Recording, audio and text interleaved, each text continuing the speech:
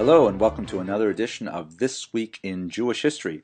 The big news this week is, of course, the onset of the wonderful Jewish holiday of Chanukah, and this is marking a tremendously important historical event in the Jewish chronology.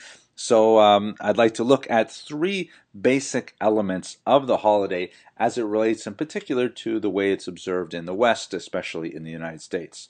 So to start with, one of the biggest aspects of the observance of Chanukah and its historical development here in the West is the fact that it coincides more or less with the Christian holiday of Christmas.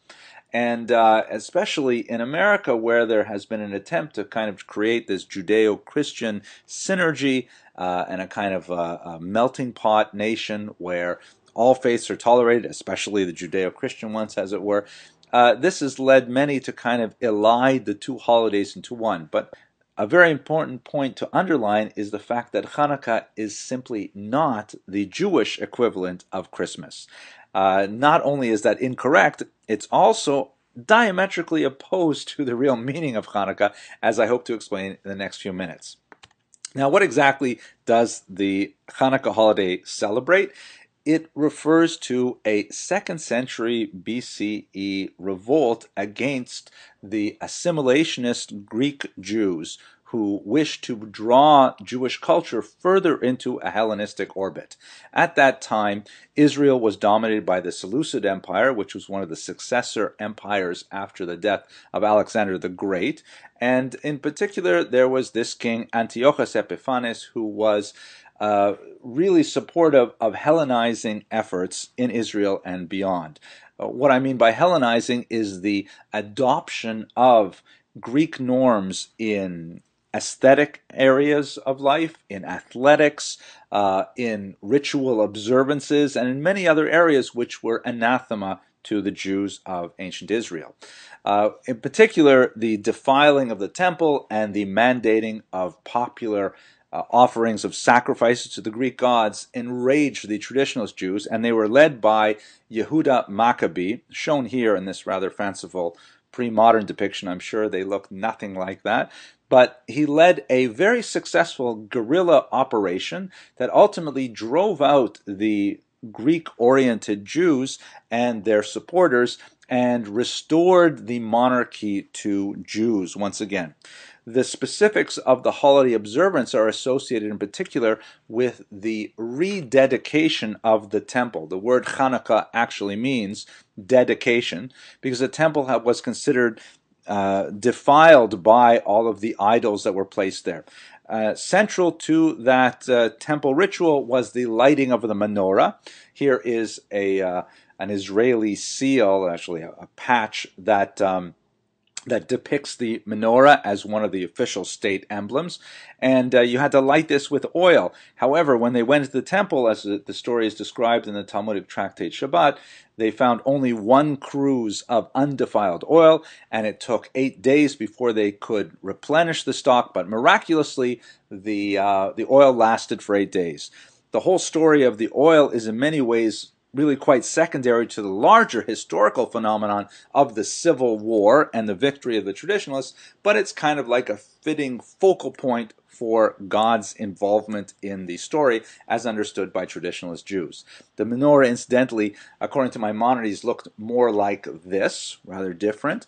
But we have this historical document. This is a detail from the Arch of Titus, which the Romans constructed to celebrate their victory against the Jews in a couple centuries later. And you can see the blue arrow is pointing to the menorah, which the Romans claim to have taken off as spoils after the war.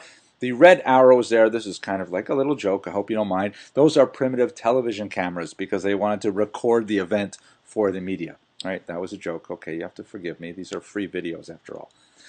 Okay, so big question, how do you spell this holiday? I know this is really irritating to people who are not very literate in Hebrew. And basically, there's only one way to spell it, and that is, as shown above here, Chanukah, Chet Nun Vav Chaf He. And that's the only way to spell it in Hebrew. However, if you need to transliterate it into English, why am I in such a strange mood today? I guess because I'm looking forward to the holiday. The problem is that English does not have the guttural sound of the first letter Chet. And so in therefore trying to represent that letter in English, sometimes you'll see the letter CH used, because that's kind of like the guttural in the name Bach, the composer. So they use that CH there because it's a kind of Germanic root. But CH is also confused with the sound ch, like in church, for example. So it's not an accurate representation. Nevertheless, it is a popular transliteration, as you see in the bottom. Scholars tend to avoid the CH problem, and so they'll use an H, sometimes an H with a little dot underneath it to indicate that it is a guttural, and sometimes they'll double the N and double the K in order to indicate the presence of a dagesh, which is a small feature in Hebrew grammar that need not concern us now. At any rate, the bottom line is there's only one correct spelling in Hebrew, and there are multiple spellings in English which were all, to one degree or another, equally inaccurate. Now, finally, the last point I'd like to make about Chanukah, and this is the great irony of the holiday. If you think about the actual meaning of the historical events associated with the Maccabean revolt, it is ultimately a celebration of the rejection of larger secular culture in favor of a far more insular, inward-looking Jewish culture. The bad guys in the story are the so-called Mityavanim, translated literally as those who would make themselves Greek, Jews who wish to swim in the much larger ocean of Hellenism with its, Olympic Games, with its art forms, and especially with its modicum of popular religiosity that involves sacrificing to idols and things like that. And it was precisely the rebellion against this orientation that is celebrated in the holiday of Chanukah.